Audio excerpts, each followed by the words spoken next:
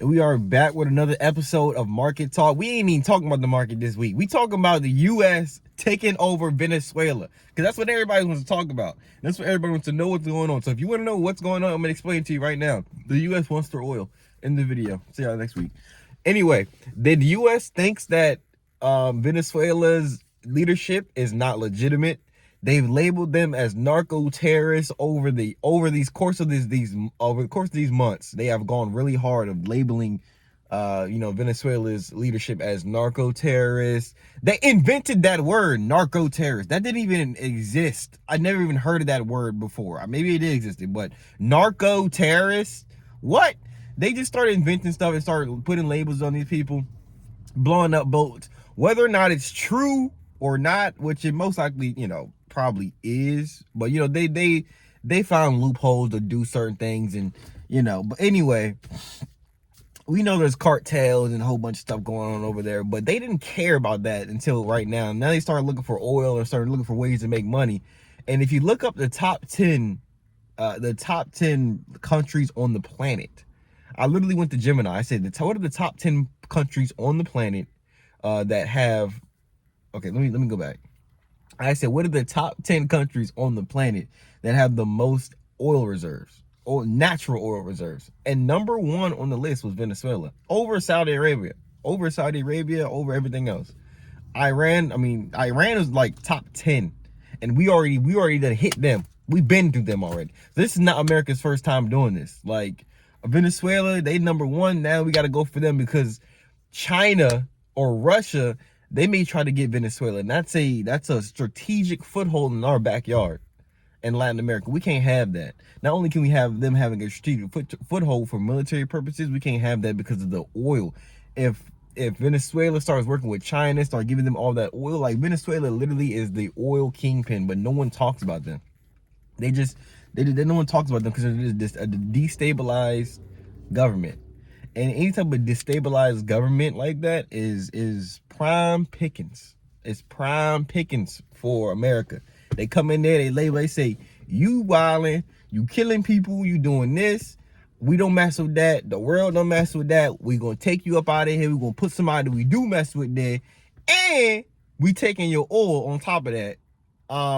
Just for the hassle, just for helping you out with your country. We gonna take your oil. Are you cool with that? And if you're not cool with that, do something. Oh, all right then. That's literally what Buddy's doing. And who's gonna stop America?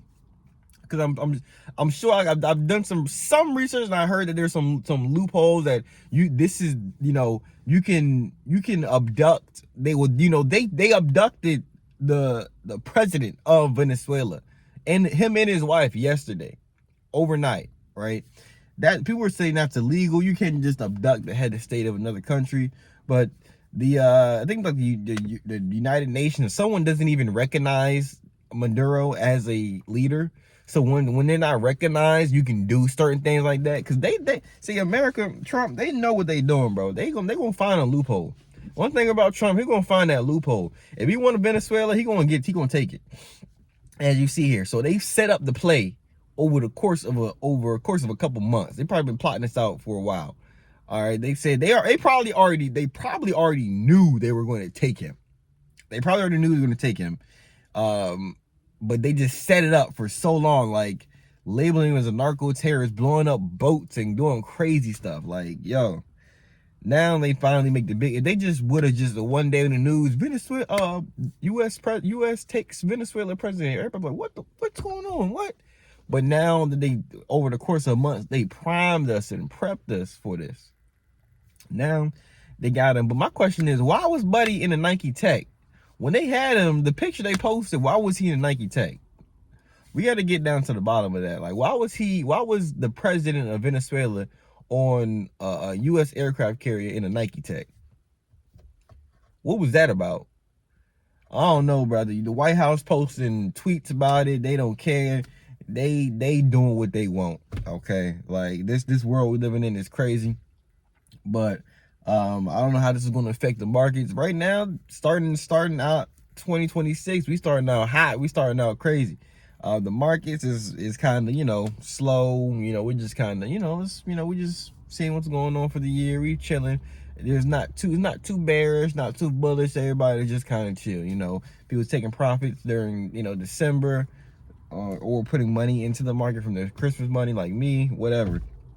But the big news from the week is just the U.S.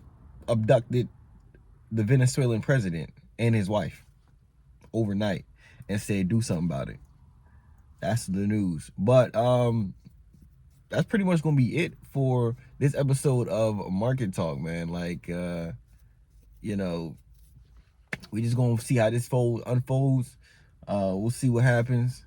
But like I said, man, if China would have got, I heard they said China was trying to do some deals with Venezuela.